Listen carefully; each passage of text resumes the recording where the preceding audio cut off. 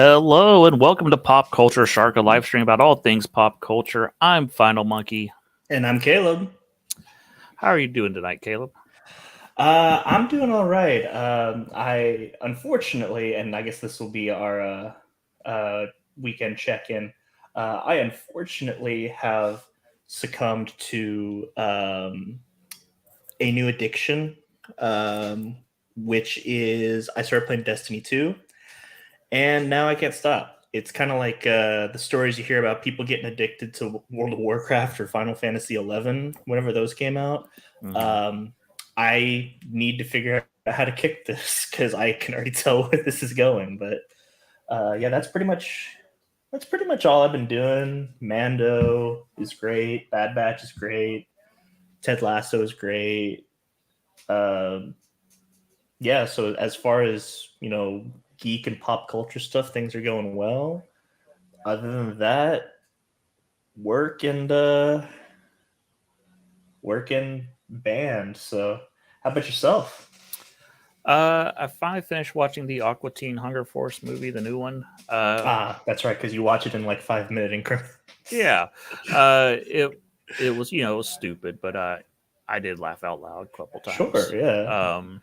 It's what you expect. It was way more coherent than the last movie. The last movie was kind of a mess. Listen, the Aqua Teen Hunger Force, I will always and I love it, but it's always going to be stupid. Like, my favorite scene is the one where he's like, "You dare question the words of the mighty Jimmy?" Oh, that's a nibble.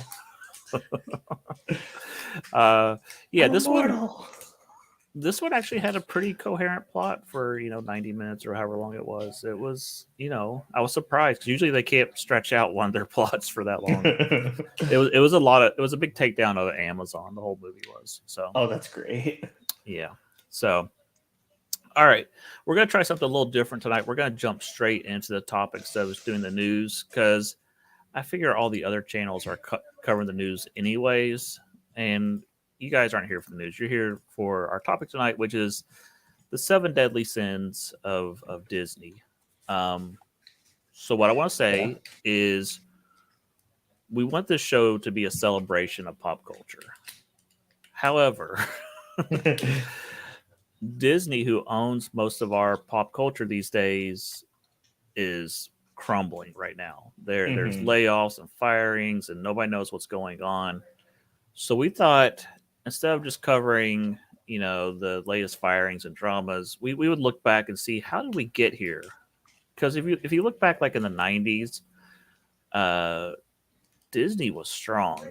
You had like Aladdin and Lion King and Beauty and the Beast, and TV had DuckTales and Gargoyles, and Pixar was everywhere. Pixar was kicking butt, So I know that, gosh, that was 30, 20 years ago, depending on what you're looking at. But I'm 26. So how do we get from there to where we at now, where Disney's heavily in debt and their layoffs and the stocks collapsed and, just all kinds of stuff is happening. So we're going to do that. We're going to look at some key moments. We're not going to focus on everything because our original list was like way longer. Yeah, and 7 deadly sins is kind of snappy, Yeah. So we left out some of the more controversial topics. So we're just going to focus on some of their creative decisions and financial decisions of the properties that we love. We love, Pixar and Star Wars and Marvel, the Muppets. We love all this stuff, and Disney's just, a lot of people celebrate the return of Bob Iger, and I'm like, well, he kind of got us in the mess we're in, and we're going to kind of look at that tonight. So, I'm kind of, for me, I'm kind of hoping that this is a cathartic experience that scratches the itch, and unless like another huge fire that we can't ignore comes out, this for now, this might be the last that we speak on this topic. Yeah, we want to kind of get this out of our system, and then next week we'll celebrate something. We haven't decided what yet, but we will dive back into praising pop culture and but we got to get this out of our Yeah, system because it's been bad and we're being bombarded with so much negative news. So yeah. let's get to the first sin here. Sin number one, the sin of sloth. Put some effort into it. So Caleb's going to pull up his images here. Yep. All right. So here we have Sloth, our good friend Sleepy here. So we're going to start by talking about something you probably didn't think we talk about, the video games. Yes. There was a time when LucasArts, we'll start with LucasArts, they were one of the great video game makers. Oh yes, and not just Star Wars, like just in general. Some of my favorite games are from LucasArts that have nothing to do with Star Wars. Yeah, you know, Sam and Max and Grim Fandango and Full Throttle and, you know, Day of the Tentacle. Did you ever play Outlaw? I don't think I did. I don't know if I know what that one is. Okay, so Outlaw, I don't remember if it was before or after Dark Forces, but it's kind of a Western Dark Forces clone, and it is actually the first-person shooter ever to have a zoomable sniper scope. Okay. It's one of my favorites. Cool. So at some point, and I can't remember if this was before or after Disney acquired them. I think it was Disney acquired them, and they started shutting down all the internal LucasArts creations and started handing them all out to other studios like EA to make things. And then a lot of games were just getting mishandled and canceled. So yeah, it's just been very mismanaged. I still mourn. So we were gonna be getting Star Wars 1313, which is pictured, which was gonna be a Boba Fett game, and we even got the demo. The demo looked amazing. We were gonna be getting Force Unleashed 3. We were gonna be getting Battlefront 3, perhaps KOTOR 3. Wasn't there a Rogue Squadron game that was pretty much done and they canned it? Yeah, so Attack Squadron, Star Wars Attack Squadron. Then there was Star Wars First Assault. There were a bunch of games that were basically done that they just canceled. Like Battlefront 3 was basically done. 1313 was basically done. KOTOR 3 was kind of in the development stage. Attack Squadrons was done. There was going to be a Star Wars Battle of the Sith Lords, which was going to be a Darth Maul centered game, which was going to be awesome. And we used to get Star Wars games all the time. At this point, since Disney took over, we have gotten, let's see, Battlefront 2, Squadrons, Lego, Fallen Order, and then we have Survivor coming out this year and Hunters coming out this year. So, and that's in the almost 10 years. Yeah, and so on the flip side, Disney also got completely out of video games on their other departments, including Disney Infinity. Disney Infinity was profitable. They just didn't think it was profitable enough. So they didn't want to put any more money into it. It was making money, but they were like, we wanted it to hit this number, and it didn't quite hit it. So we're going to just kill the whole line. I thought the figures were pretty cool, actually. Yeah, I've got quite a few of them. They're pretty cool. The Marvel ones are neat to on display. I've got them on display in my house. But there was a lot of behind the scenes drama. Like whatever movie was coming out, they were like forced to put in to Disney Infinity. And they only had so many slots for characters for each year. So you were seeing very popular characters that people wanted were not getting added to the game because they had to add like Lone Ranger and Tonto, because that was the movie coming out that year. The other mismanagement was we see here the Incredible Hulk, pretty cool figure. And they produced more figures of the Hulk than they did copies of the game. And this is very similar to what happened to ET on Atari 2600, where they made more copies of ET than there were Ataris, and then they couldn't figure out why they couldn't sell them. So then you start seeing these get like deep discounted at stores, and retailers, Toys R Us, Walmart. They were getting frustrated that they couldn't move these figures. Yeah. So which I had no idea, and it's kind of like the what's the word? It's kind of like the ET games where you almost got to start putting them in landfills. Yeah, which is actually happening right now with Funko Pops. Does not surprise me. Yeah, I'm gonna hop out of the stream real quick and hop back in and see if that fixes. So if you want to just talk a little bit about talk about the other lines that were out at the same time as Disney Infinity, because it was a very crowded market. Yeah, definitely. All right, so yeah, like I'm trying to think of. Oh, you know what? I didn't even mention this to Final Monkey, but one of their mismanaged video games was one of my favorites, which was Marvel vs. Capcom Infinite. Now, I actually really like Marvel vs. Capcom Infinite. I think I'm trying to figure out if this is a hot take or if I'm with everyone else. Marvel 3 is my favorite. But Marvel vs. Capcom Infinite is a lot of fun, and the only issue is and I believe this was on Marvel's part. Marvel Games' part was the issue. They wanted to get it out as fast as possible for Thor Ragnarok and for the holiday season. You give that game 6 more months, it comes out around the time of Avengers Infinity War, and you put in all your characters, add X-Men, that game could have been one of the greatest fighting games of all time. But they had to rush it and get it out for a Thor Ragnarok tie-in for some reason instead of Infinity War. So yeah, I didn't even think about that, but seeing Hulk, it just made me think of the mismanagement of Marvel versus Capcom on Marvel Games' part. Yeah. Let me know if my audio gets garbled again. We've been trying to mess with the connection so that doesn't happen, but having some issues. You know what?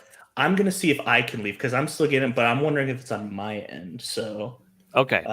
I'm going to pop out. So, while he's hopping out, so Disney Infinity, as we were talking about, had a lot of competition at the time. Lego Dimensions was out, Nintendo Amiibos, and Skylanders. So the market was just flooded with these things, and it's a cool idea, but people just got tired of it.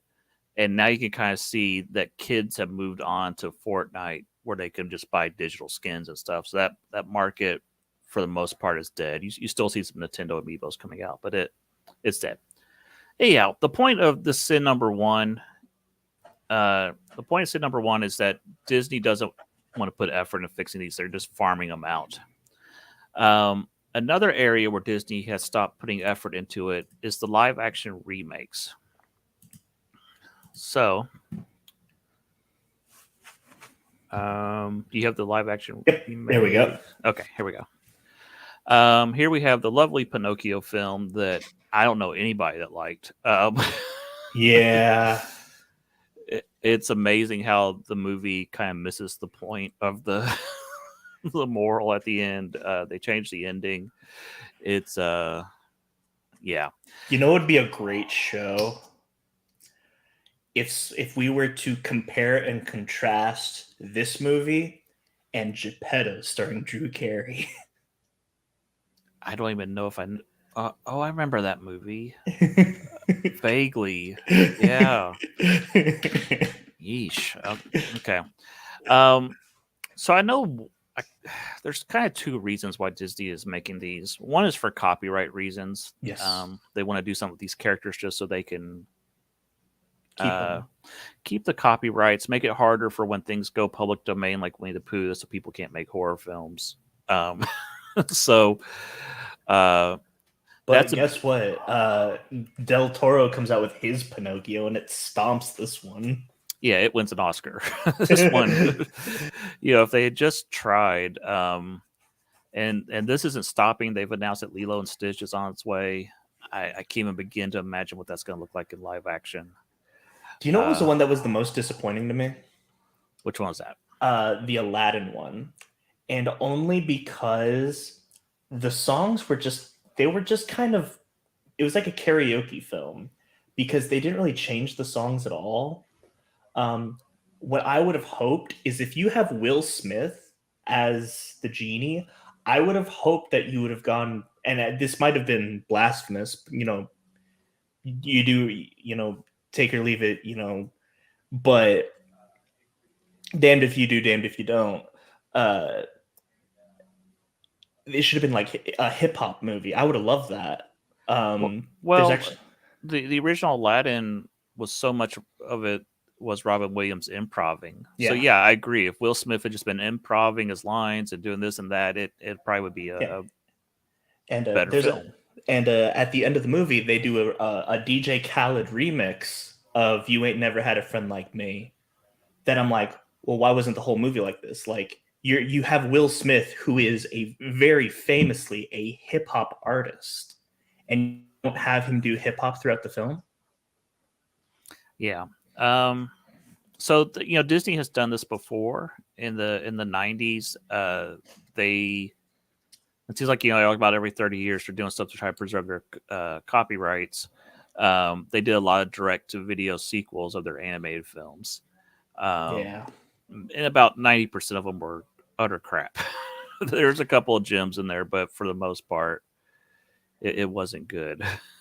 So there's one that I will give them. Aladdin 3 Prince of Thieves yeah, is fantastic. I'll give them that one. And Cinderella 3 is not bad. Oh Where it's, yeah, where it's kind of like a alternate timeline where the stepsister becomes yeah. Cinderella. That one's not bad. So let's move on to sin number 2, greed. Don't just take the creations, take the creators. So we saw Disney acquire a lot of different properties, but they don't really always understand what they're buying. And this happens with a lot of corporations. It's not just Disney. You'll see them buy a company and then go, oh, we've got 2 of these. We're going to lay everybody off, So this happens a lot. So we want to talk about here, like, let's focus on the purchase of Star Wars. They bought Star Wars, but they didn't include George Lucas with that. And he had given them scripts for 7, 8, and 9. Now, I'm not saying you had to follow the scripts line for line, but at least as a general outline, it probably wouldn't have been a bad idea. I think that, and we'll talk more about this as we get into the other sins about them not knowing what to do with the Star Wars franchise. But I just feel like George should at least be a creative consultant on these, some type of role where he's not completely cut out. And you can see here, they do invite him sometimes to see filmings and get his input and stuff. But, a lot of it, like, I know they were trying to save episode 9. They brought him in and then they trashed everything he suggested, so it's just frustrating. Yeah. I and the thing is like, and I think that we're going through a lot of stuff with Star Wars right now, especially with Kathleen Kennedy and everything. But having Filoni, who is the Padawan of George Lucas. Yes, because he was hired by George Lucas to run Star Wars Clone Wars, and he had worked on the Avatar animated series before that. Mm-hmm. But having him on the shows, and then you have Favreau, who Favreau is there to be like, okay, this is how you make a movie or this is how you make a TV show because he's the experienced filmmaker. And then Mhm. you have Filoni who's like, okay, how does this make sense in the context of Star Wars? How does this? And so they're kind of the perfect team. So, um, surprise, surprise, Mandalorian is kind of the light in the darkness that is Star Wars right now, and Andor, but Andor is an outlier. Yeah. Um, so, but they should have done this from the very beginning. They should have had Filoni involved from the very beginning. J.J. Abrams was a big mistake because in hindsight's 2020. I think we can all right. I'm going to say something very hyperbole because I don't like J.J. Abrams. Hindsight's 2020.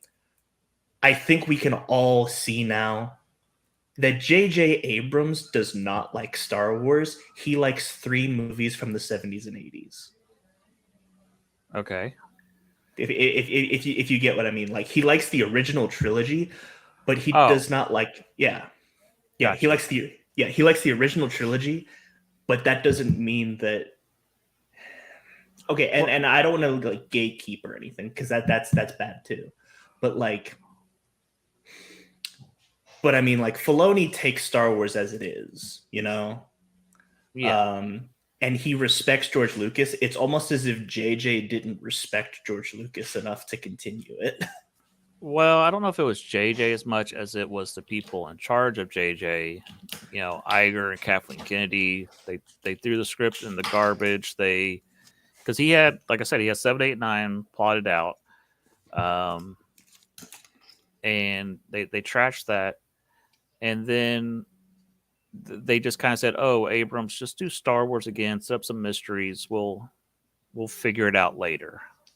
And Yeah, there was, I've heard there was an outline for all 3 movies, and then Ryan Johnson just trashed that, and he started working on his before Force Awakens was even done. So he hadn't seen the final film, and he was already making his movie, and they had to make these 2 things mesh together, and then you had 2 very different movies that were supposed to be one cohesive story, and then they had to decide: do you want to go the Ryan Johnson direction or try to win back the other fans? And then they kind of did like a third route. I don't know what they. It was kind of like, oh, we just need to make a movie. yeah. Who cares? No, I think one of the uh, biggest things, and I suppose you could put this in any sin, I guess, but you know, letting Colin Trevorrow walk away from episode 9 might have also been a mistake because say what you will about Last Jedi. Um, Once again, I like it, but say what you will about Last Jedi. It has, you can tell that there's passion in that movie that Rise of Skywalker just doesn't have. And No. I feel like if you let Colin Trevorrow do his movie, first of all, we've seen the concept art, we've read the script, it's fantastic. Um, there would have been way more passion, and then you would have had 3 movies that vary in quality, but at least all 3 of them have passion. The problem is the finale of the trilogy had 0 passion, um, because they needed to squeeze out a movie to finish the trilogy, Mm-hmm. and it kind of sullied both movies, and Yeah. those movies were already at war.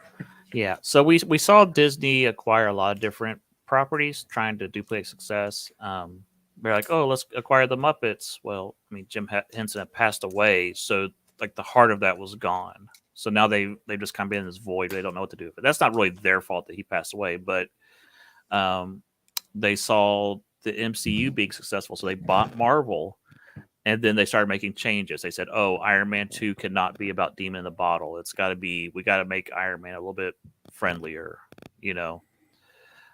Um, and then with Pixar, they acquired Pixar, and then just slowly over time, they ran John Lasseter off, and you've just seen the quality drop.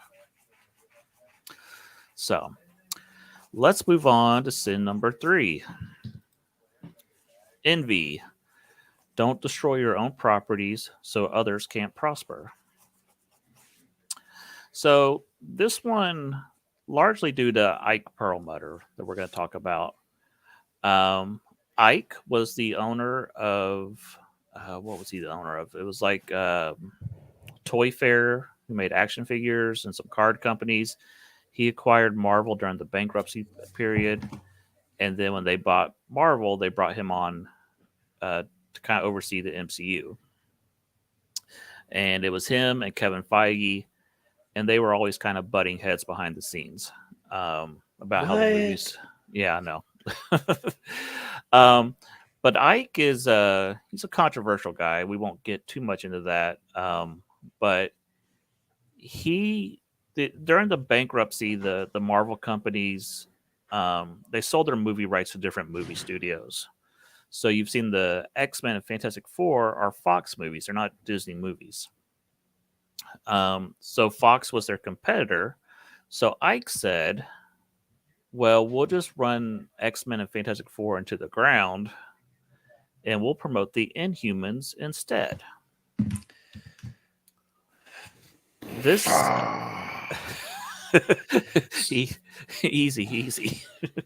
Okay, so full disclosure, there are 2 Inhumans that I like. There is Miss Marvel, and then is Kid Kaiju an Inhuman or is he a mutant? I don't know. I'm not familiar with that character, but I'm also not sure Marvel knows anymore because a lot of these characters they kept saying, "Oh, they're mutants. Oh, they're Inhumans. Oh, they kept switching them around." Like Squirrel Girl was a mutant, and now she's not.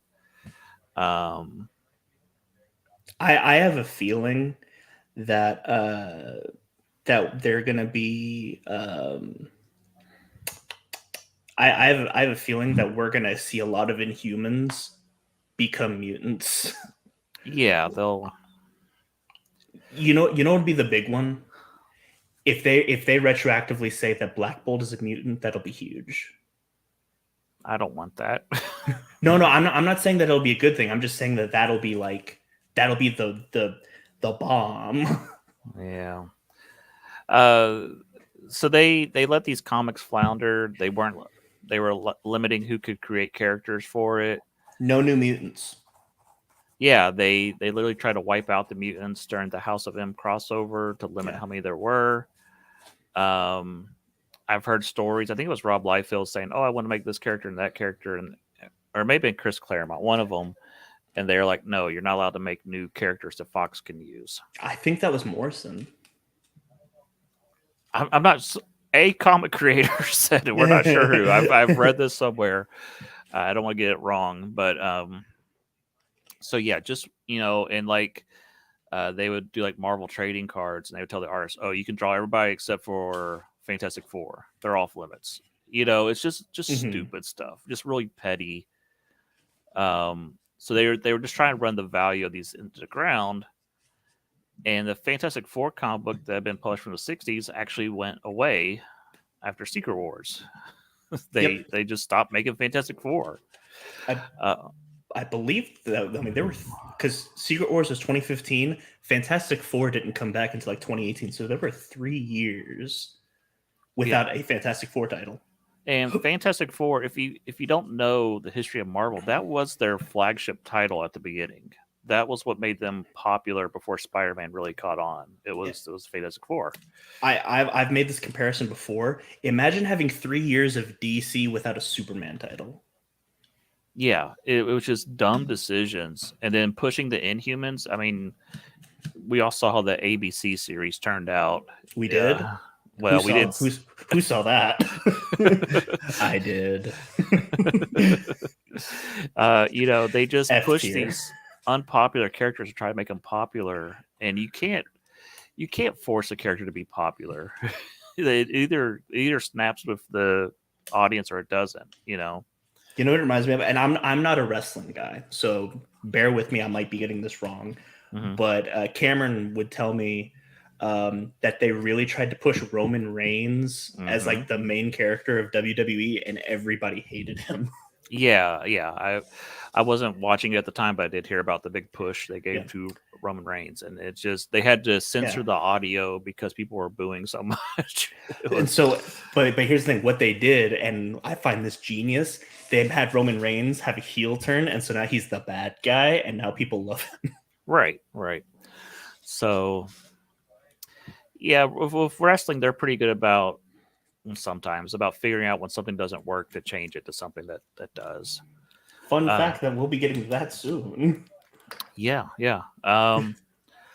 So we saw here that they just ran X-Men Fans for the Ground, and they still haven't recovered. The comic books have just been not great. The X-Men tried to have a comeback with Powers of 10 and House of X in the comics, and it's all falling apart now. And when you treat one of your most popular comics of all time, like during the 90s, X-Men was everywhere, you've ran it to the ground. Well, now they want to make a movie, and it's like, well, what do? You have to go back to the 90s as your template, because there's not a whole lot usable from the last 20-30 years. So yeah, I'm trying to think of like and I'm too curious about this question. So we're gonna get off topic a little bit. Let's go. If you were to do what they've been doing with Marvel, which is we are using stories like Matt Fraction's Hawkeye, Civil War, Secret Wars 2015 as our stories, what do you do with X-Men if you have to use something from the 2000s or 2010s?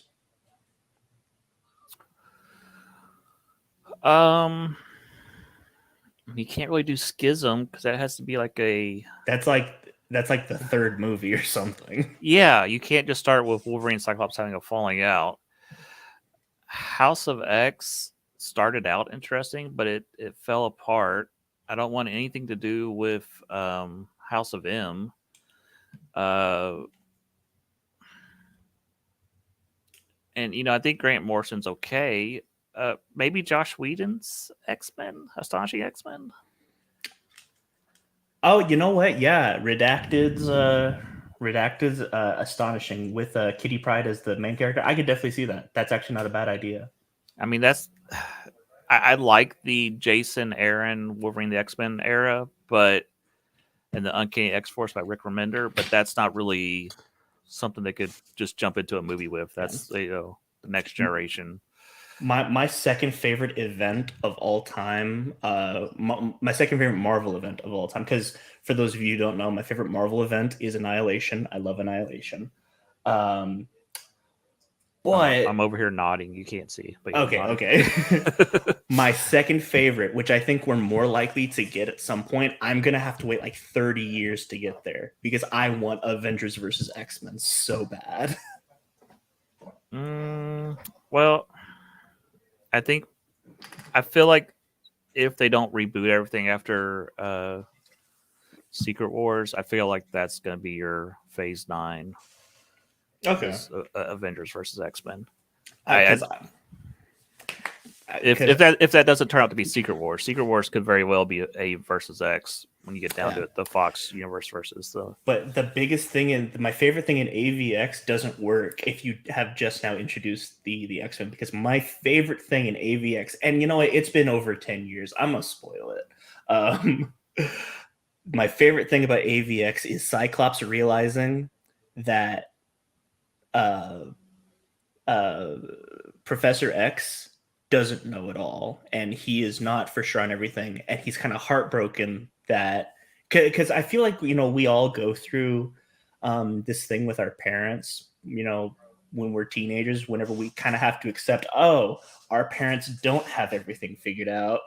They're still figuring out life just like us. And so Cyclops has to go through that with Professor X. And then whenever he is overtaken by the Phoenix Force, Cyclops is the one to kill him.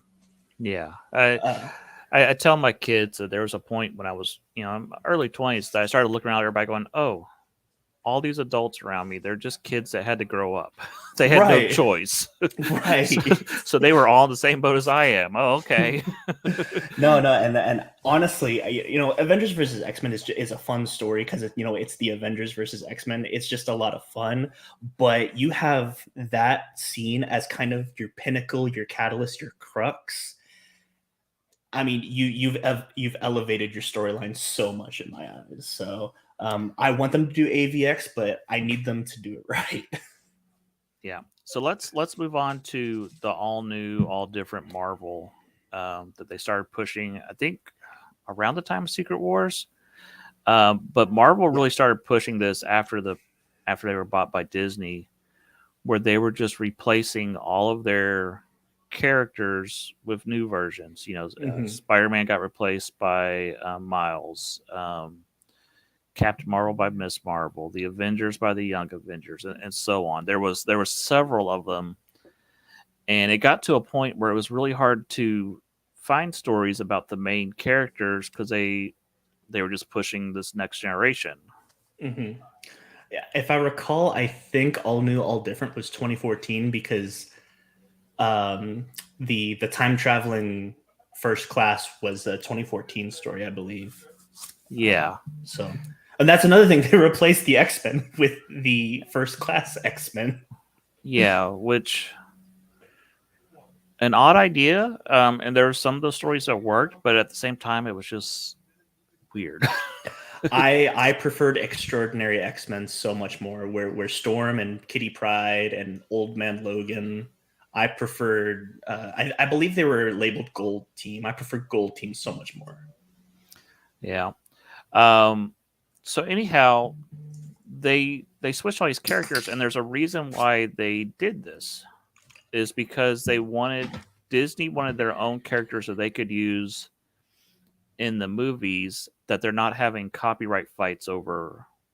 Like the characters made in the 60s, you got the Stan Lee estate and the Jack Kirby estate, and there's been copyright battles over the years where they're like trying to get rights to the characters, and the copyright law keeps changing, and Disney just they want all the money for themselves. They don't want to keep having to pay creators for stuff that was created 30, 40, 50 years ago. Um, so you're seeing now in the movies, we're getting all these new Disney characters are skipping all these classic stories and jumping ahead because they don't want to pay out money to these classic creators and their families. They want properties that they won't have to worry about who owns Miles Morales till another 30 years or whatever. They can make a lot of money now. Although Miles is probably a bad example because Sony as part of Yeah. that, but you get the idea. So they're just passing on the mantle of these characters to other characters, and it's just these characters aren't as popular. People like Sam Wilson as Falcon; they don't like him as much as Captain America. So we're seeing that people like Ant-Man; they don't like Stature as much. So, Fun fact: they didn't even use that name in Quantumania. They just called her Cassie. oh, really? Okay. Yeah, I haven't seen the movie, so. Well, I mean, in their defense, Stature's a dumb name. Oh, it's a terrible name. I mean, like, you could have called her. I don't know. Like, so you got Ant-Man, you got Wasp, and Giant girl. I don't know. I mean, honestly, Ant Girl would have been fine. Yeah. Yeah, give her a little ant costume. It would have been. Yeah. I could see you selling. I'm picturing like Space Ghost sidekicks. Just put some antennas on what's her name, Jan, and yeah, I can see that. So yeah, they are. Marvel has been trying to. They didn't want Fox to prosper. They didn't want the classic creators to prosper. So they're just destroying their own property in the process. I also don't think they paid Brubaker for. Well, allegedly, don't think they paid Brubaker for Winter Soldier until much later whenever he made a big hullabaloo about it. Yeah, there's a when you deal with Hollywood, there's a lot of shenanigans when it comes to contracts and accounting, and because I think on paper still they say Return of the Jedi was not profitable, it's just so they can't pay somebody. They don't have to pay somebody extra money. So yeah, Hollywood accounting is really bad. Um, so yeah, let's move on to Lust. You don't have to own Oh, everything. I forgot. Hey, there's the new event. I Oh, forgot. okay. Yeah, real Yeah. quick. These are the Young Avengers that they have been clearly setting up. Here's the other problem. They're taking way too long to set this up.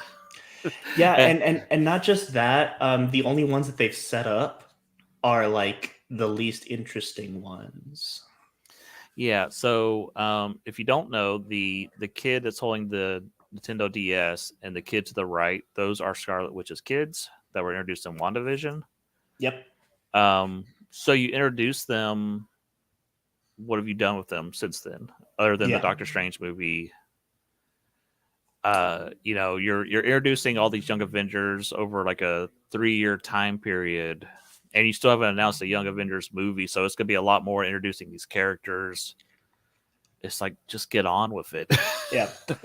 And then you've got Kate Bishop, which what have you done with her since? Right now, honestly, the only, and I'm surprised by this, I can't believe that I'm saying this, the only Young Avenger that they've introduced officially, because, Kid Loki, the twins, Patriot, I kind of don't count those because, those aren't like official introductions. The only official introduction that I find interesting is America Chavez. Yeah, she was okay. I mean, she just kind of hijacked Doctor Strange's movie, you know. Yeah. So, all right. So let's move on to Lust real quick. Yeah. You don't have to own everything. Oh, Jessica Rabbit. They really ought to bring her back. But I think they're too scared to bring her back in this day and age. But shit, that was a great character. Yep. If they bring back Jessica Rabbit, she'll probably be like in mom jeans and a soccer mom, like with a minivan or something. Yeah. So earlier we talked about how the different studios own different portions of Marvel. Well, Fox came up for sale, and they had the X-Men and Fantastic Four. So a bidding war started between Disney and Comcast. Let me pull it up real quick. Let's see, the acquisition. So the bidding kept going back and forth, getting higher and higher. They bought Fox for $71.3 billion, which is insane. That's an insane amount of money. And definitely overpriced it. And Comcast did it on purpose. They were like, oh, well, they want this so bad, we're just gonna keep upping the bid. We'll see how much we can hurt Disney in the process, how much they will overpay for this. And since they have bought all these properties, what have they done with them? They put Simpsons. One that I can think of. They put Simpsons on Disney Plus, and they did it poorly because they did it in widescreen. And have you watched any of the Simpsons specials where it's like, oh, here's our Marvel special? Honestly, I'm not a Simpson guy, so I haven't seen a whole lot of Simpsons in general. The specials are so low-hanging fruit. Like, they'll do like, oh, here's one with Loki, and we just redrew all the Simpsons characters as Marvel characters. The end. It was a 5-minute short, and they sang a song, and it had like 25 writers on it. And I was like, what? I could have wrote this, one person, It was insane. Of course, Simpsons has been around for 30 years, so you don't expect to be firing on all cylinders still, it's they've kind of done everything. But you look at all the Fox properties, Aliens, Predators, Alita, Battle Angel, Avatar has been the exception, but that Yes. was already in production before Disney bought them. That's been in production Yeah. for Oh like a yeah. That's decade. that. Yeah, it's been in production for 10 years. The only other one that I can think of that they've done well with Predator, because Prey was fantastic. Okay, so And that's one. I heard a lot of buzz. No, I'm not defending them. That's all. That is the only one that I've heard of. I don't. I I know think they're talking about doing. Aliens. I know they're talking about Planet of the Apes, but I kind of think that's one of my favorite franchises, and I'm kind of like, don't touch it, leave it Which alone. one? Planet of the Apes. Oh yeah. What? You don't want a sequel to the Mark Wahlberg film? Oh no, that one doesn't count. That one doesn't exist. Um, I'm not a Planet of the Apes guy. Is the Matt Reeves films, are those three, like, is that a decent trilogy, like, cut off? I have not seen the third one, Oh, but okay. the first one is amazing. The one with James Franco.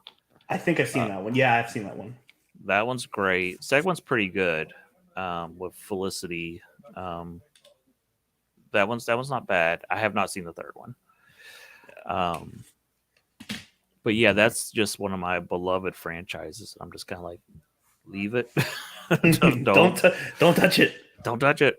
Because if Disney was putting out high quality stuff on these other properties that they acquired, I'm like, okay, sure, try it. But I have no faith in them.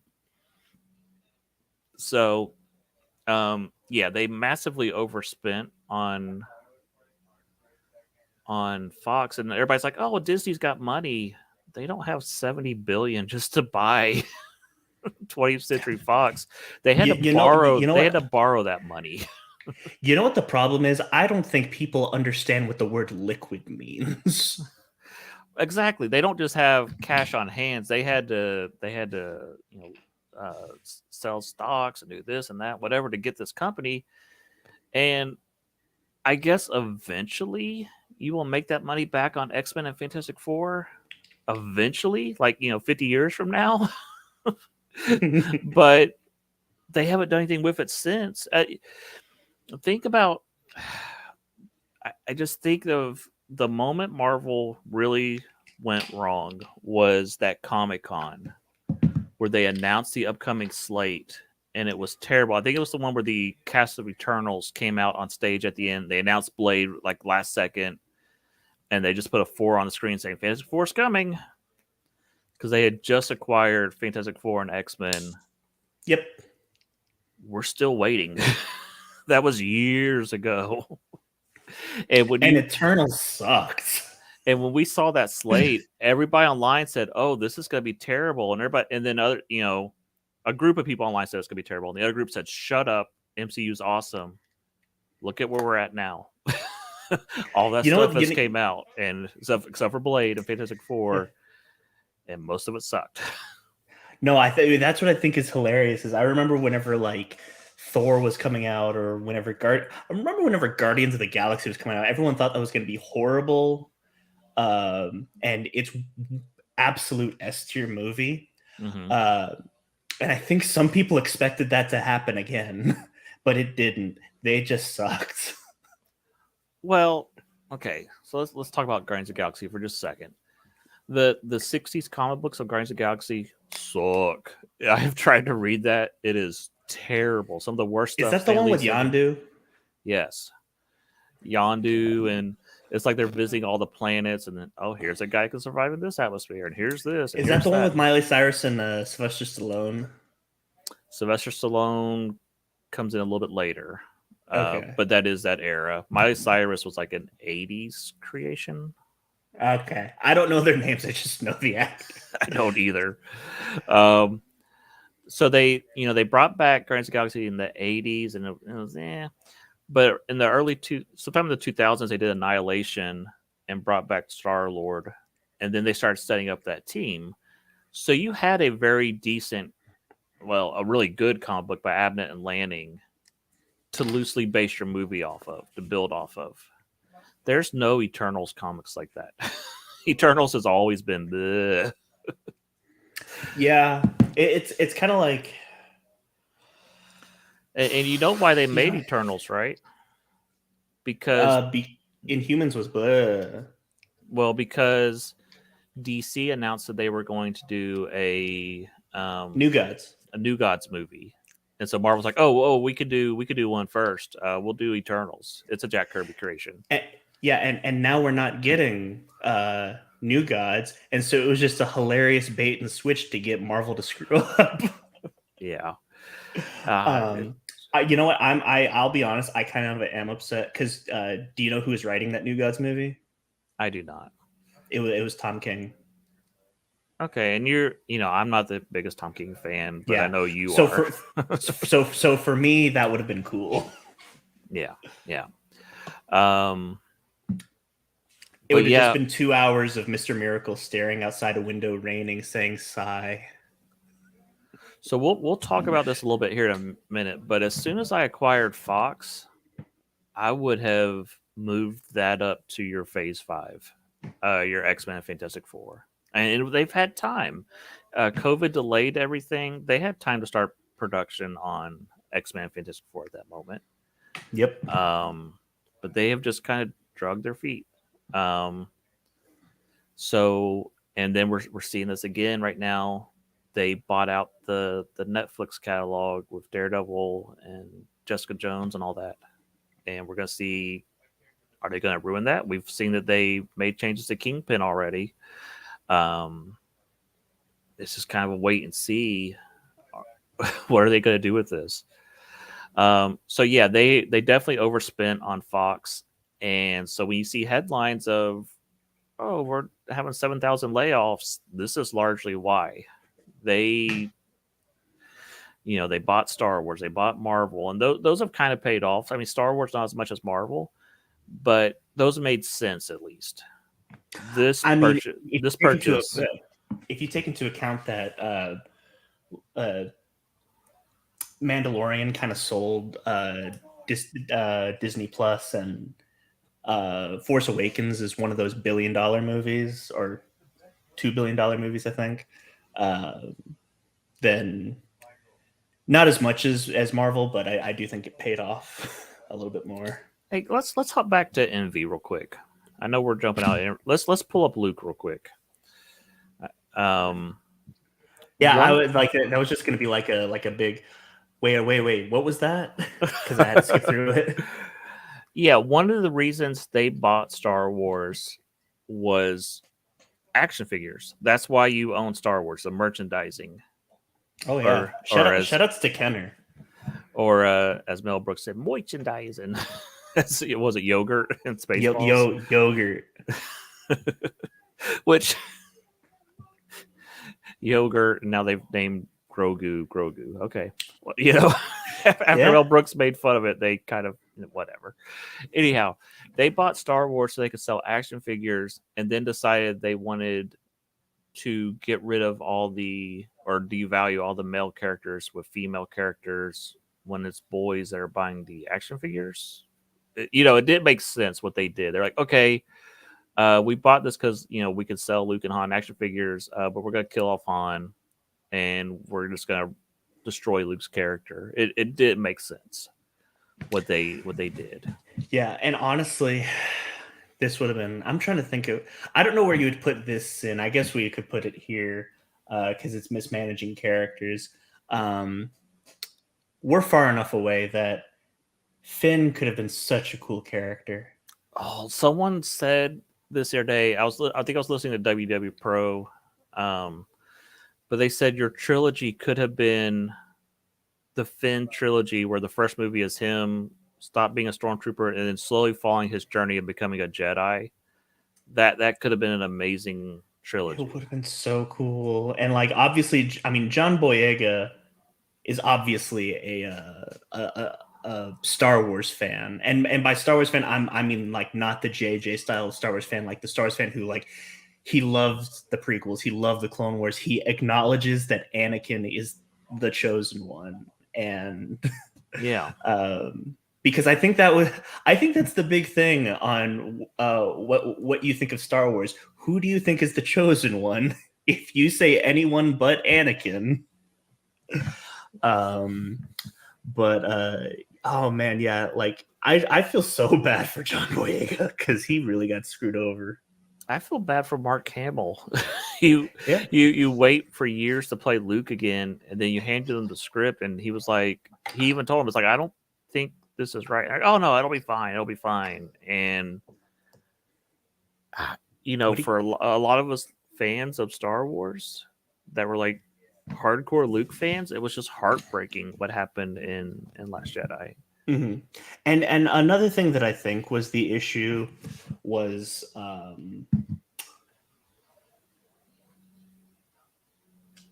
they kind of dropped you in seeing why Luke ended up this way. Because I've always had this pitch that I think there is a way that you can make Luke like this. If you had it to where Luke eventually did get married to Mara Jade, Mm-hmm. and then somehow, as Ben Solo falls to the dark side, he accidentally kills Mara Jade. Completely accidentally. Got a better one. Okay. Because this was my idea. This is where I thought they were going with the plot. Luke gets married to Mara Jade. They have a kid named Ray. Mm-hmm. Okay. Okay. Well, not named Ray, but it's Ray. And Ben goes on his Slaughterfest, and Luke thinks that Ray is dead. But Ben just takes her and just drops her off on Jakku because he couldn't bring himself to kill his cousin. Sure. And now that's why he's a washed up old Jedi. Like, he's lost his family. He's lost all hope. So let's just go ahead and establish inherently what they did with Luke is not a bad idea, but you have to get him to that point and make it believable. Yeah, there was a way to make that, but then he has to find redemption at the end, which I don't. I mean, yeah, he appeared as a Force ghost at the end and whatever. I don't think he ever got his redemption. It was just like, oh, we gotta get rid of Mark Hamill to make Ray the hero. And yeah, which first of all, I don't think you needed to do that anyway. You don't need to get rid of.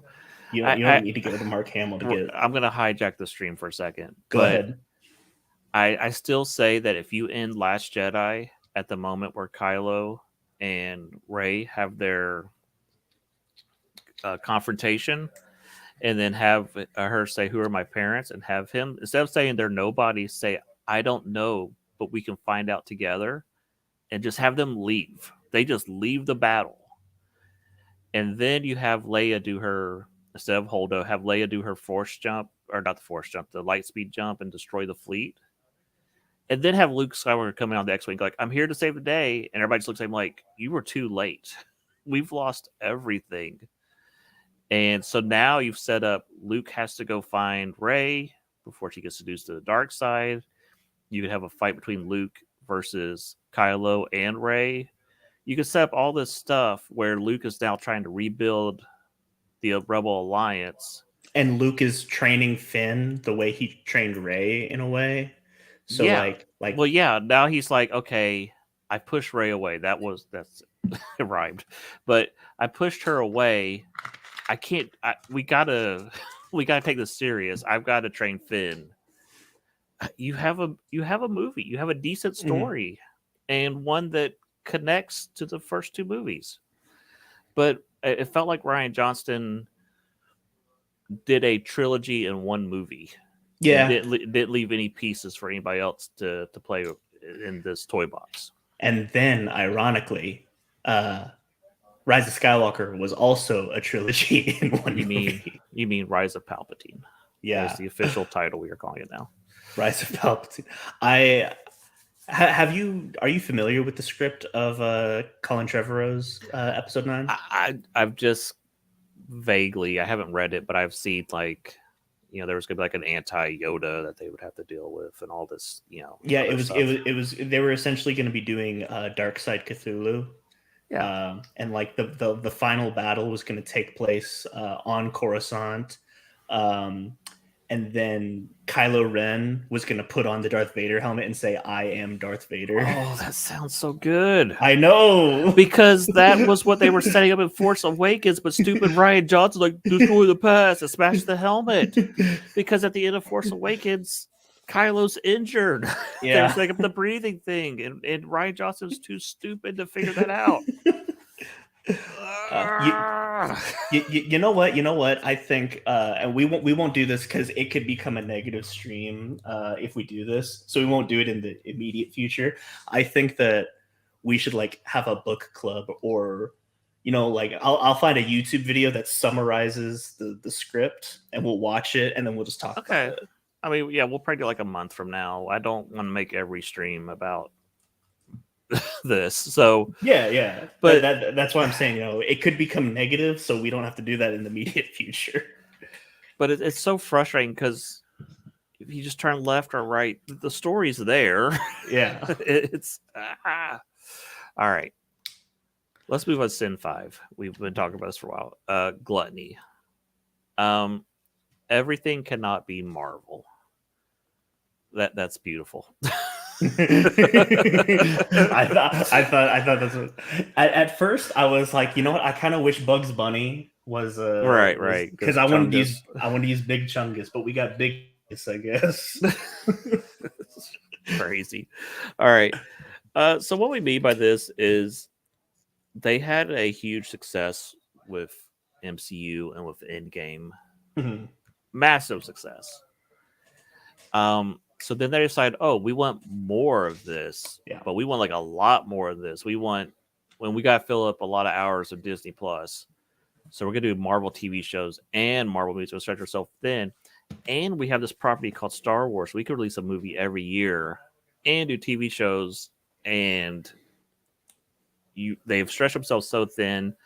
The quality of writers and directors and whatever has just fallen apart. What is a droid story? We don't know. That's the thing.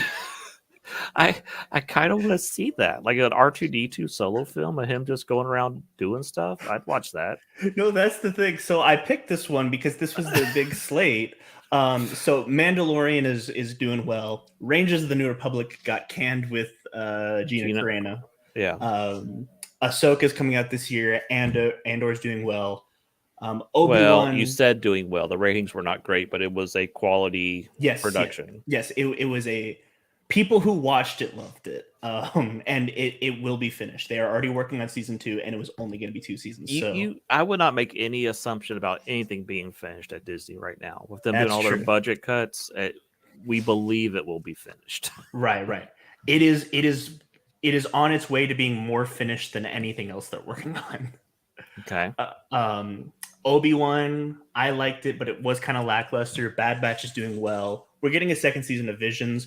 We have not heard a single thing about the Lando show. People have forgotten that it exists. Yeah. Kind of in that same boat as Andor, where they're working on it. It might come out this year. Who knows? A droid story. No idea what that is. And then Willow got canceled, and Rogue Squadron. Have you heard the one of the writers on Willow say, well, it wasn't canceled. It's just on the shelf. We might bring it back in 10 years, but it wasn't canceled. That definitely sounds like it was canceled.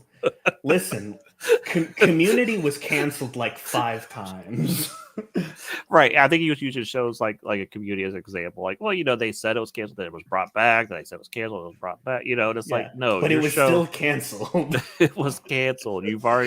All the actors have been released from their contracts. It is canceled. Yeah.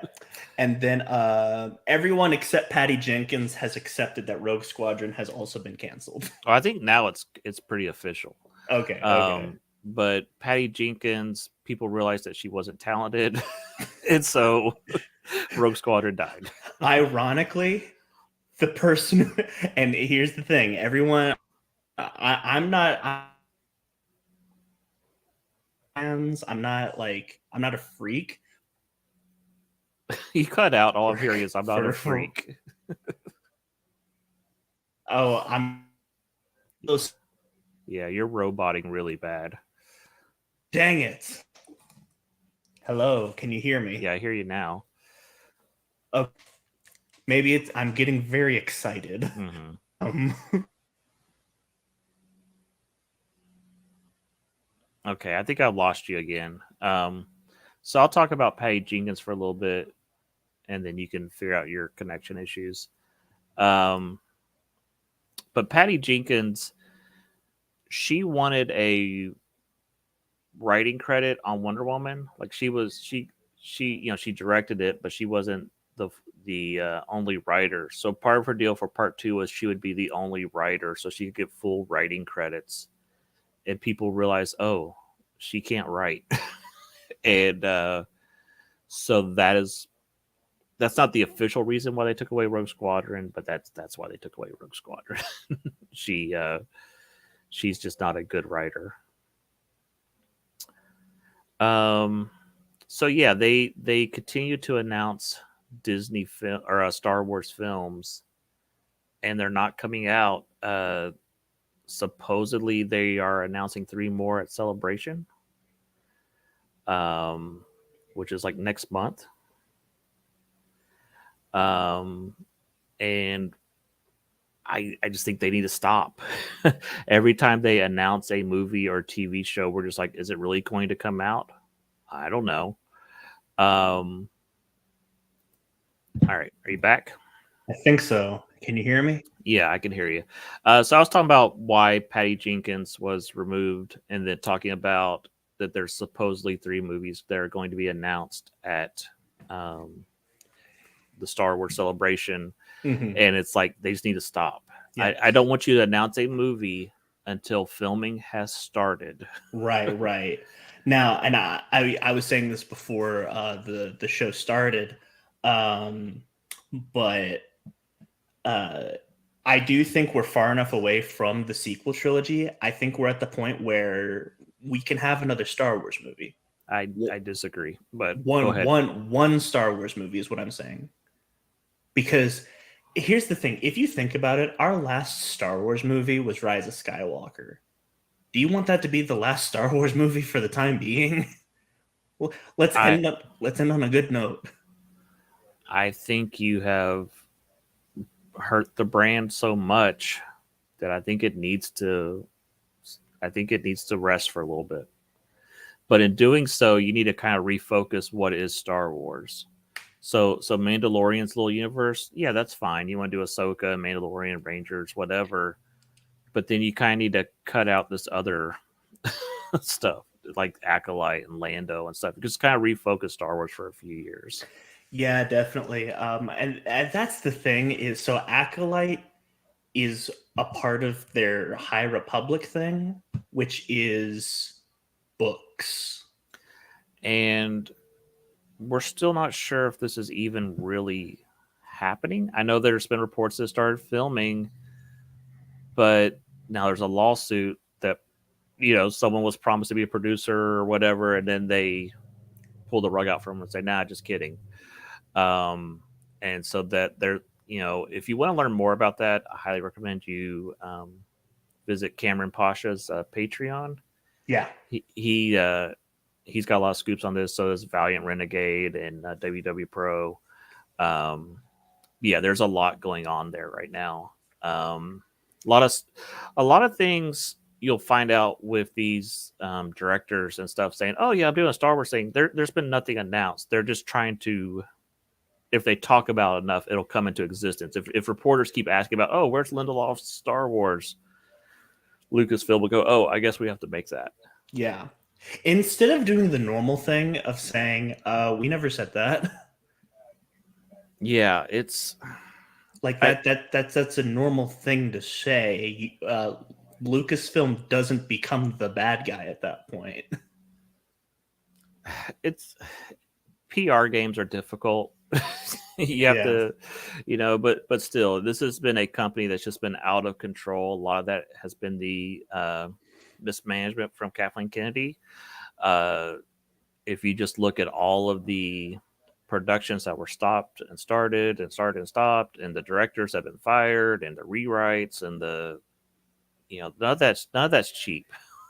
Yeah, and then Favreau threatening to leave, which allegedly threatening to leave.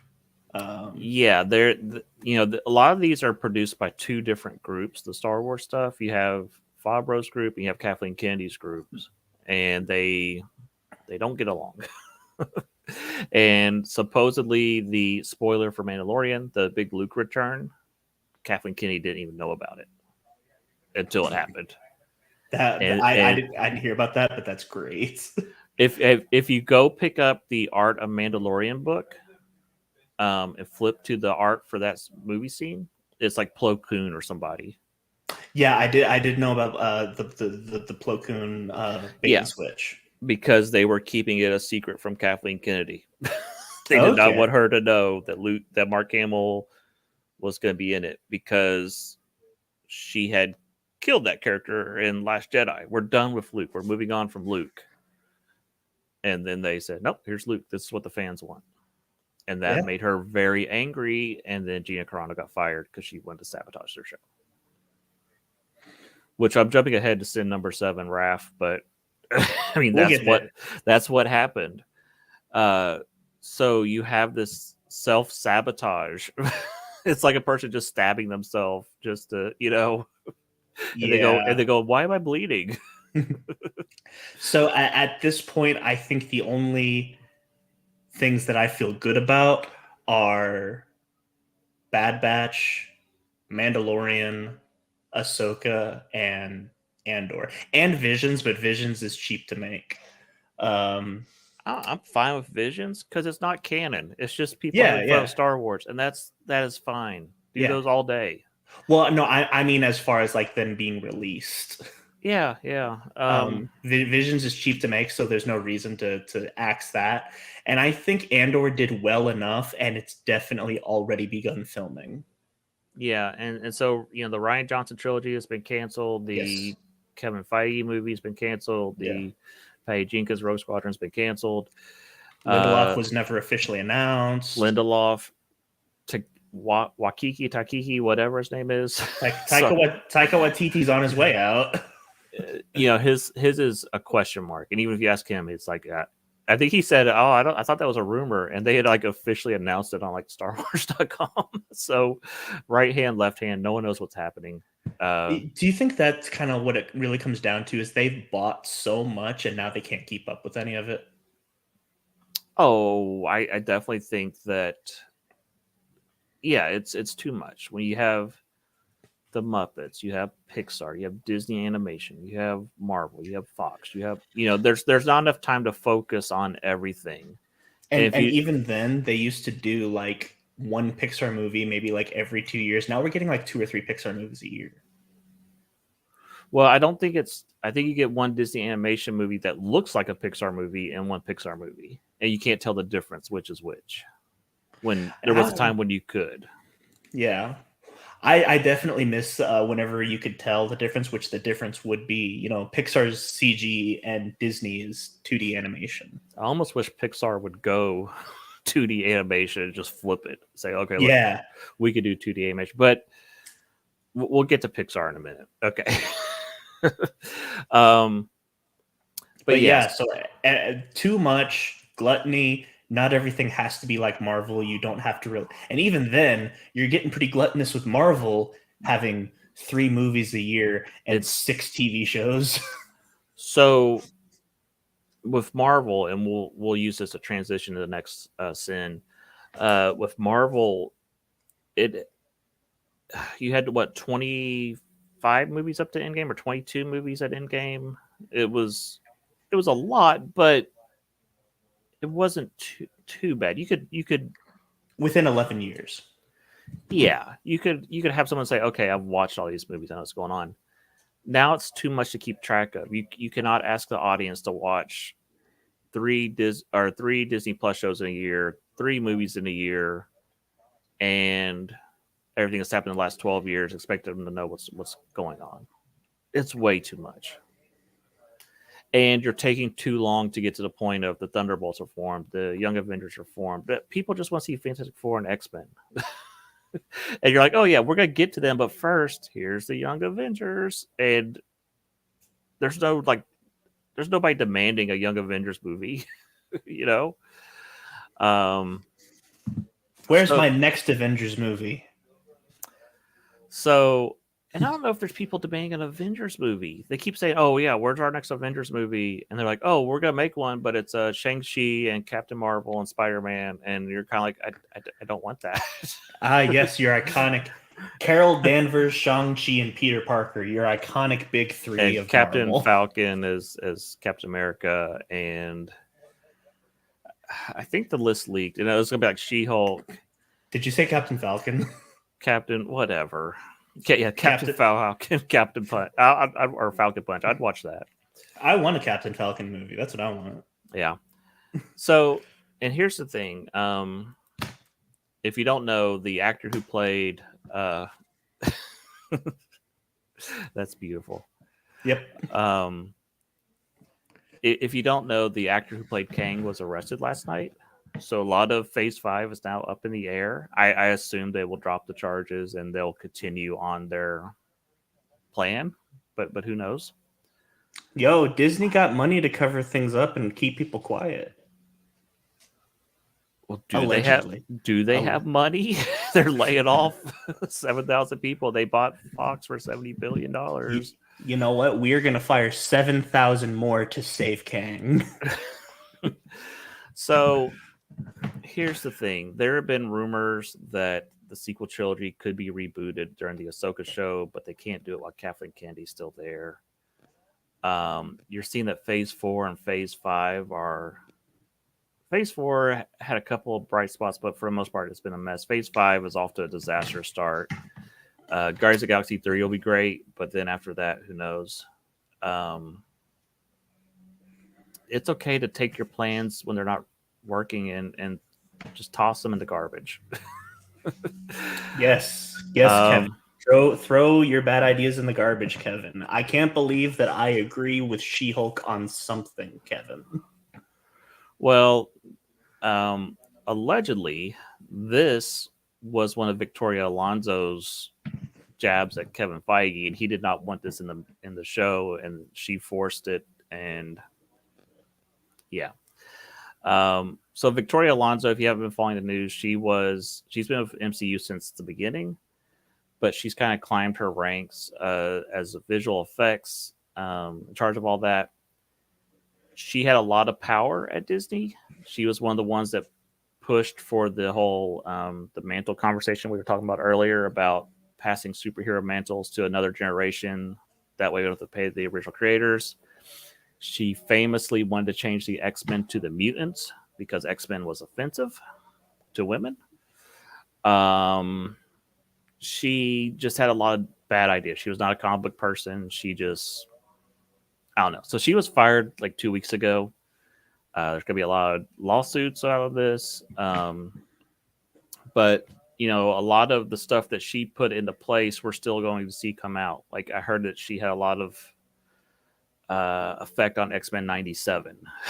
So, you know, we're still going to, even though she's gone, we're still going to see the effects of her decisions. As I was saying, she was in charge of visual effects.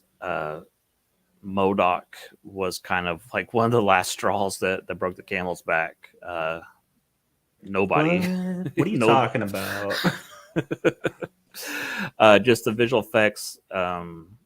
There's been a lot of talk about the mismanagement behind the scenes, about them complaining that Marvel was just working all these effects companies into the ground or blacklisting them if they didn't cooperate. It's just been ugly. So it's okay to say, you know what, Phase 5 isn't working. We can make changes. I know movies take time to make, 3 years or whatever, but you can start writing the ship now. And yeah, we might have a year or two of still nonsense, but you can get this back on course. But I don't know if Disney's willing to do that. I don't know if they're willing to say, you know what, people like Luke, Han, and Leia, we should maybe focus on them instead of the Rey show, you know? So, you know, a lot of that's going to have to do with maybe removing some people, maybe removing Kathleen Kennedy, maybe removing Kevin Feige. Please.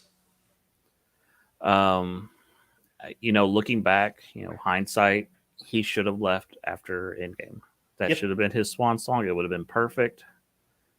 I mean, you know what would have been great? You have the Rousseau brothers prove themselves. Hire them for Feige's job. Yeah, so we'll get to the Russo brothers here in a minute when we talk about how we can maybe fix this. Yeah.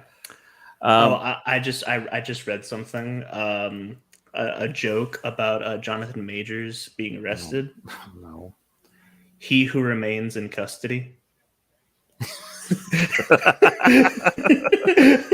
That's great. That's great. So talk about Kevin Feige. He worked on a lot of the X-Men movies. He's had a lot of experience of all this, and he was a big player in all this. But at some point they stopped. They had a split behind the scenes between Ike and him, where they said, okay, Ike and the Marvel people can no longer influence the movies. It's just Kevin Feige. And they had great success right away, but up until Endgame, I think Endgame's quality is not as good as Infinity War. You can start to see it's starting to fall apart a little bit under its weight. Honestly, I just think it's hard to end something, so I put Yeah. Endgame. Yeah, that's to be expected. It's 22 movies. How do you end it? Yeah. But then you see all this stuff come out after that, and it's not as good, and it's because of the talent left. Yep. James Gunn, Yep. The Russo brothers were out, and they replaced it with a lot of Rick and Morty writers, and it's not good. So let's go on to sin number 7 here. Raph, quit running off your talent. I don't know why they haven't brought the Russo brothers back. To me, that's a no-brainer. And here's the thing: the Rousseau brothers are actually doing well without Marvel. Like, did you see The Gray Man? I have not seen it, but I've heard a lot about it. I've also heard about another one of their films, Everything Everywhere All at Once. I hear it's pretty good. I might have to check that one out. I still haven't watched it. I know. There are no red boxes everywhere. Yeah, I thought about buying it when I was in town and making you watch it, but so yeah, one of the big issues is, let's look at some of their firings. James Gunn, yeah, he made some shady comments in the past. Listen, who hasn't said stuff like that before? We just didn't post it on Twitter. That's like when they God, I don't want to get political, but when they catch Trump saying something off mic, it's like, yeah, guys say stupid stuff like that all the time. Why it's just because he's a president. You're like, oh my gosh, he said what? And I'm not justifying what James Gunn said. It was pretty reprehensible. But no, it's bad. Yeah, but what I say is bad too. The early days of the internet were the Wild West, where anything went, and so it changed. About 5 years ago, 10 years ago. But those early days, people would just say whatever, and so a lot of people took a while to realize, oh, things have changed, and they were still acting the old way, and then it caught up with a lot of people. So they fired James Gunn, and he was, from what I've heard, he was supposed to be like Kevin Feige's number 2. Oh, there we go. He was supposed to be Kevin Feige's number 2 and head up like the cosmic side. Like he was going to do all the cosmic movies, and then Kevin Feige would focus on the Earth movies. Dude, imagine James Gunn's Annihilation. Yeah, I mean, it would be amazing. But they fired him, and when they fired him, DC swept in like immediately and grabbed him for Suicide Squad. And then Marvel's like, oh, we should rehire him probably, because obviously Warner Bros. Had no problems hiring him. and then they, the firing happened behind Kevin Feige's back. He had nothing to do with it. He was reportedly very upset when it happened. So yeah, you see a lot of this one person in charge just decides, "Oh, I'm going to fire somebody," and not consulting anybody else. And we saw this happen again with Gina Carano. She had said some stuff, political stuff. You may agree, you may not agree. We're not going to talk about that. I don't personally. I don't think she did anything wrong, but regardless, whenever you invoke a certain group. No, like it is possible to reel your talent in and say, hey, this isn't really what the brand is about. It's fine that you believe this stuff. And it's fine that you don't say it all the time. Well, and the weird thing is, if you're going to fire Gina for her Twitter comments, you need to fire half of the Marvel writing staff of the comics. Yes. Because there's a lot of awful, awful people. Yes. I'm thinking of a certain Spider-Man writer who just said some awful things online. I can't believe he still has a job. It's wild. So yeah, this firing was literally done to sabotage Jon Favreau. That is clear as day that's why she was fired. She was supposed to be the star of a new show, and there's just so much backstabbing going on. And I was telling Kayla before the show, stuff behind the scenes at Disney is way more entertaining than the stuff that's on the screen. I'm on the edge of my seat. All the backstabbing, like every day I'm like, okay, what's gonna happen next? It's like Game of Thrones. It is. So one other talent that they ran off, and I think this is the biggest one that has really hurt them. This was the first one too, right? I believe so. John Lasseter. He is Pixar. That's not a great smile. I should have picked a different picture, but okay. It's fine. They fired him because he hugged people too much. That's funny. Well, there was just people out to get him, They just didn't like this guy that expected them to do their jobs and tell them what to do. And, oh, you can't put this in the movie. Oh, you can't put, this is a family film. You can't put that in your movie. Oh, we got to get rid of this guy. He's the old guard. Do you think that he would have allowed, what's that one Pixar movie that was about the periods? Turning Red? Yeah. Do you think he would have allowed that? Hard to say. I think it would have been dealt with differently. Okay. Here's the thing. I don't have an opinion on that movie. I've never seen it. I've never seen it either. I don't either. Here's the thing. At this point, I can accept that I'm not the demographic for Pixar, and I'm fine with that. So, but there used to be Pixar used to be for everybody. Sure. There was definitely a time, but yeah. So they fired John Lasseter, and he was also in charge of Disney Animation. You saw stuff like Frozen coming out, with him in charge. And when they fired him, Skydance, I think is who it is, hired him, and so now he's starting to do their animation for Apple, and he's gonna blow Disney out of the water. It's gonna be a bloodbath here really soon. What does Skydance do? I'm trying to think. The movie they just did was Luck. That came out last year. It was a limited release, like on Apple TV. Okay. But their next movie that they're about to do will be released in theaters. And this is Luck. He had a little bit of input on. He hadn't been there long enough to really affect it because these movies take forever to make. But the next movie will definitely have all the John Lasseter magic in it, and it's between this and the Mario movie and stuff, Disney is going to start getting knocked out of the animation game really fast. I mean, we all know it all started with Spider-Verse. Well, that and the Puss in Boots movie that just came out, Last Wish, it's pretty good. We're starting to see Disney get smacked around. Yeah, I mean, like whenever Spider-Verse beat Incredibles 2, that was the big one that I think we all remember. Yeah, so it's not good. You saw Lightyear. We're not going to talk about the controversial stuff in Lightyear, but it was just clearly a movie where they did not understand their audience. That is not what people want to see with Buzz Lightyear. They want Tim Allen. They want the lore that was already set up in the movies and in the cartoon show, and just to ignore that, it's just foolish. And that's the funny thing is,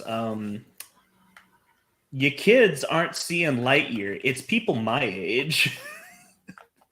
People, your target audience for Buzz Lightyear should be for 26-year-olds who grew up with Toy Story. Yeah, it just weird choices. And I just read, so the new Skydance movie is called Spellbound. Mm-hmm. The story is set in a world of magic known as Lumbria, where a young girl, Elian, must break the spell that has split her kingdom in two. That sounds really cool. Yeah, I'm telling you, they're about to. That sounds like a Nintendo thing or something. They are about to smack smack Disney down. No, Nintendo is about to smack Disney down. That's that too. Yeah, Mario's going to be a massive hit, and once that hits, they're going to start greenlighting everything: Star Fox and Zelda and whatever. Oh man, you know what we should do? We should do like, that would be so fun to pitch like our Smash Brothers cinematic universe. Okay, yeah, we will definitely do that as a show. Your Chris Pratt is your Mario. Who is your Link? Who is your Fox McCloud? Yeah, that would be. I'm trying not to get off topic, but yeah, my brain's starting to go there, and I'm like, okay, stop. We got to finish this up. You tell me you don't want Tom Cruise as Fox McCloud. I was kind of thinking of I can't think of the actor's name. Mark Harmon, Gibbs from NCIS as Star Fox. I know you're going for the Top Gun joke. But I'm going for the Top Gun. Yeah. Yeah. But anyway, so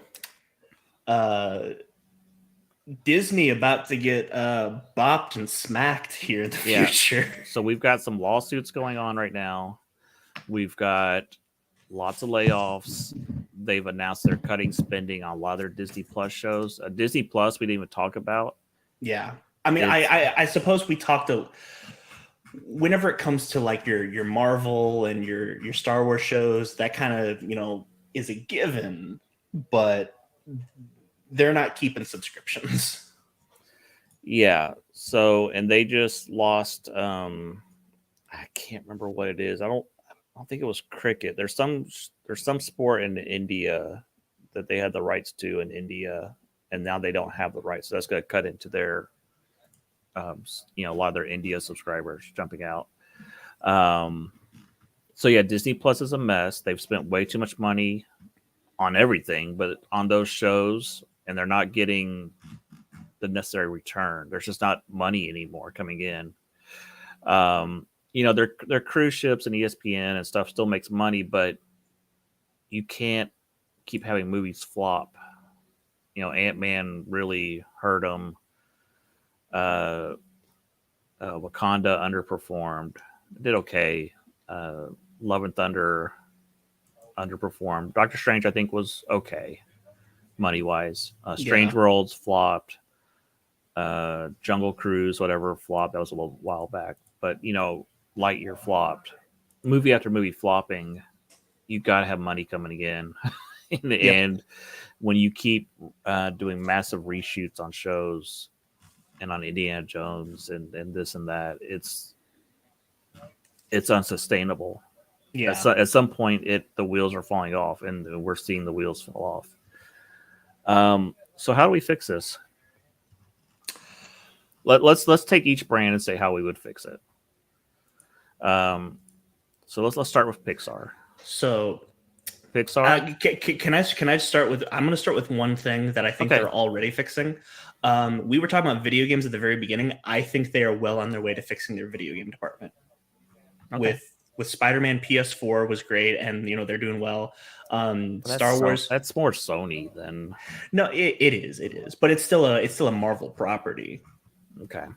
And then Star Wars is branching out into places other than EA. We're getting a Breath of the Wild style Avatar game coming out. There's a Tron game coming out. There's a Tron game coming out.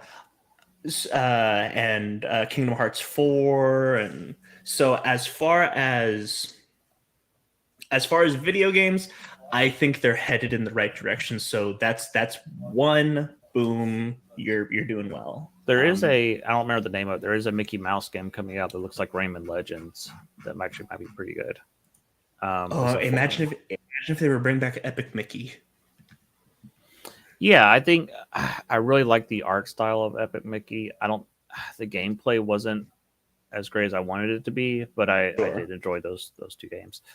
Pixar, Please, Pixar. You have to bring John Lasseter back, and where that means that you buy the company he's at now, or you team up with Apple. You got to do something. But without John Lasseter, you should really just shut the doors at Pixar. I mean, really, there's no reason to keep making these movies that don't have the heart and soul of classic Pixar. And ironically, you've had a movie come out called Soul, and I didn't see it. No, I think that was probably, and I haven't seen it either. I think that was probably like the last classic Pixar movie that came out. Please let Inside Out 2 be good. We don't talk about Inside Out. We both get too emotional. I know we do. I still acknowledge that is my favorite. It's my favorite Pixar movie because it's the one that gets me the most emotional. Yeah, I'm a Wall-E guy, so yeah. But anyhow, Wall-E would never come out today. They do not have the talent for that movie. No. We could do a whole show about Wall-E, all the biblical stuff hidden in and stuff. It's wonderful. In fact, we probably will do that show at one point. So that sounds fun. I'm trying to think. I mean, so let's say that John Lasseter is like, you guys screwed me over. I don't want to come back to you. What's something a little bit more cost efficient, so that way they don't have to buy another company? Can you think of anything? I think it comes down to talent. I think I don't like people losing their jobs, but you really have to get rid of a lot of people at Pixar right now. And all the branches are just putting out crap. They're just not talented. Yeah. So what is a good for those who haven't seen Welcome to Wrexham is a documentary show about John McElhaney, not John McElhaney, Rob McElhaney, and Ryan Gosling. They buy a football club, and so they want to rise it through the ranks and all that. So they spend this whole first episode introducing you to the fans, to the company, to the players. That second episode, this team sucks for a reason. They got to fire everybody that you just got to know. Yeah, I mean, you literally, if you're gonna rebuild something, you have to get rid of the rot. Shout outs to Ultron. You got to break a few eggs to make an omelet. You have to kill the past. Pixar, I got it. Lord and Miller, put them in charge of Pixar. Oh yeah, ooh, yeah. That'd be good. Okay. Yeah, so there you go. Pixar, we put Lord and Miller in charge, and I think that's financially doable. Yeah, definitely. MCU, Russo's. We'll get there. Assuming you're going to finish the Kang storyline after Secret Wars, you have to reboot the universe. Yes. I think I don't think you have any other choice. And then when you reboot the universe, you put the Russo brothers in charge and let's let them go to town. You know what I would do? Because they said they'd come back for Secret Wars. Have them come back for Secret Wars and then be like, hey, do you guys want to do this forever? Yeah, and just say you could do whatever you want. I like the idea of saying the Marvel Universe in the 60s. That would be fun. And that way it's different from what we just did. And then you don't have to follow the Marvel Universe beat for beat, but you can kind of introduce things as they happened. Honestly, I think that the setting would be interesting. As far as like oh, what's it called? I'm totally blanking. Whenever like a period, like Spider-Man as a period piece sounds so cool. Yeah, like Mad Men or whatever. Yeah, Yeah. yeah, yeah. Did you ever see Cake Day? I did not. Okay, so Cake Day is a Spider-Man fan film that Corridor Digital did, and it's actually set in the '60s, and everyone's got like Tommy guns and old-timey cars, and Peter's dressed even nerdier than he usually is. It's a lot of fun. That's what I want. Yeah. Star Wars. How do we fix Star Wars? Okay, so you get rid of Kennedy. At that point, what you do is you put Favreau in charge of everything. You put Favreau in charge, not Filoni, because Favreau's a filmmaker. Mm-hmm. But you have people like Dave Filoni. You have people like Tony Gilroy. You have people like, and here's the thing. I know Book of Boba Fett put a bad taste in people's mouth, but keep around Robert Rodriguez. Okay. I think Boba Fett was just a bad character to do in general. Like, well, he made some dumb choices like those stupid Vespas. Yeah. I'm thinking like mariachi in space. That's what I would want from Robert Rodriguez. Well, then have him do Tales of the Cantina then. No, yeah, that's what I'm saying. Something like that. Okay. Like Robert Rodriguez is talented enough that you can keep him around, but don't give him like a beloved character like Boba Fett. Like, let him do his own thing. Well, I think that you have to give the fans what they want. You gotta stop making Galaxy's Edge based on the sequel trilogy. You gotta focus on the classic trilogy, but at the same time, you can move forward. I like the idea of there being branching timelines where there's a Rey timeline and there's a timeline where Luke, Han, and Leia had several more adventures. And I know those actors are either old or deceased, but you can recast. You can either recast or you can do animated movies. You have an animation studio. Yep. Go to town. How is Sebastian Stan not Luke Skywalker yet? That's what I want to know. I don't know. Well, and you know, Mark Hamill and James Earl Jones have both signed away their digital rights to Disney. So I mean, we will have more Luke at some point. Oh no! I just hope it gets better than it has been. Well, I mean, they hired that deepfake guy. Yeah. So I think it will, and I think we're seeing AI technology make more and more jumps. I think it will, which is terrifying, by the way. That's another show.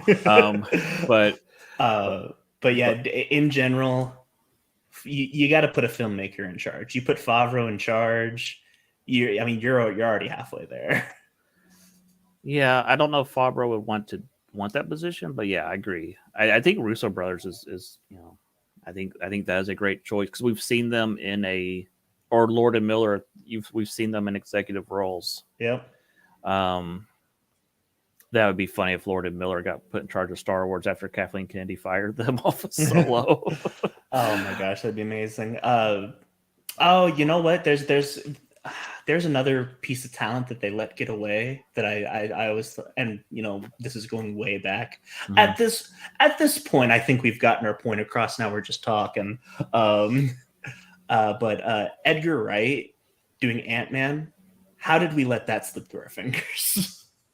I think he was just taking too long, and he had some disagreements about how to do direction. The character. Yeah. But so that's we did Pixar, Marvel, Star Wars. Is there anything else?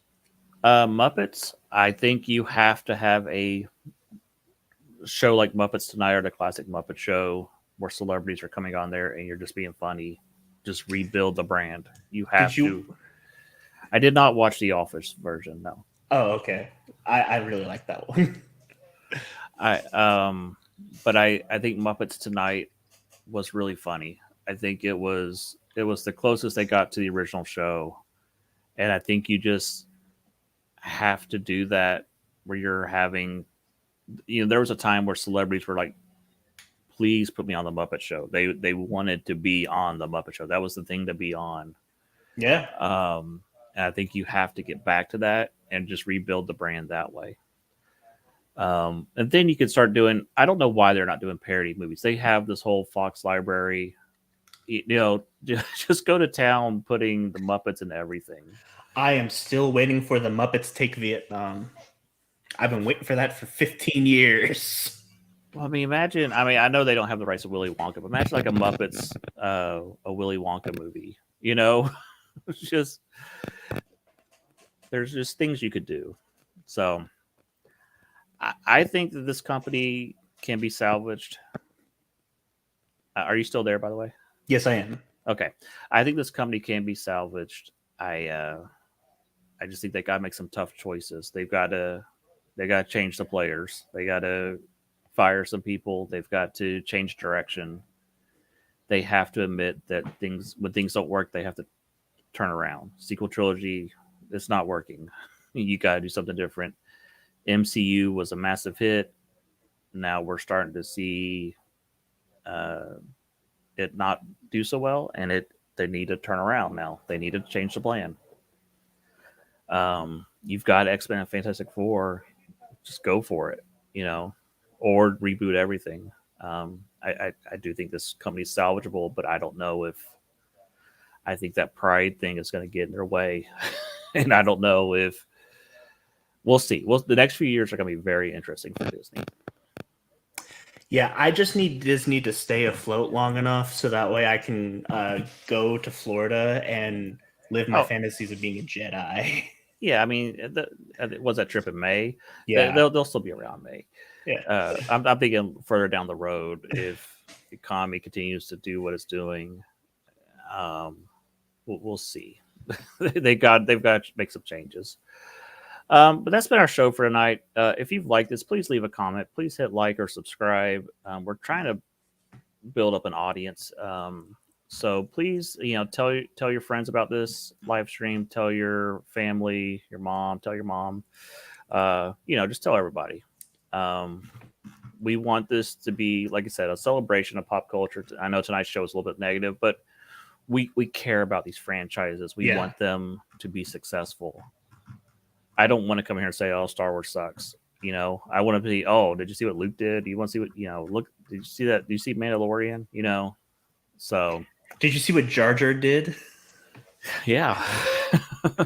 Shout outs to Ahmed Best. We thought that Star Wars was about the redemption of Anakin Skywalker, but Star Wars is actually about the redemption of Ahmed Best.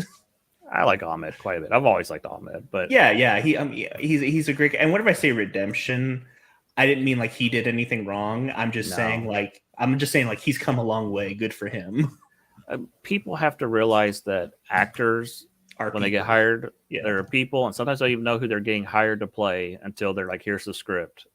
So Ahmed Best was not to blame for Jar Jar Binks. George Lucas was to blame for Jar Jar Binks. So please, I know a lot of people got mad at Chris Pratt for what Star-Lord did in Infinity War, and it's like, he's an actor. Quit attacking him. That was a writer who decided that. He had nothing to do with that. The kid who played Joffrey said that he quit acting because people hated him so much. That's because he was a darn good actor. I know. He did too well. He's a guy who could make a comeback eventually. He's just got to get a little older. His looks need to change. He is going to be the new Short Round. Yeah, I can see that. He's going to come back in 30 years and win an Oscar out of nowhere. I could definitely see that. But that's our show for tonight.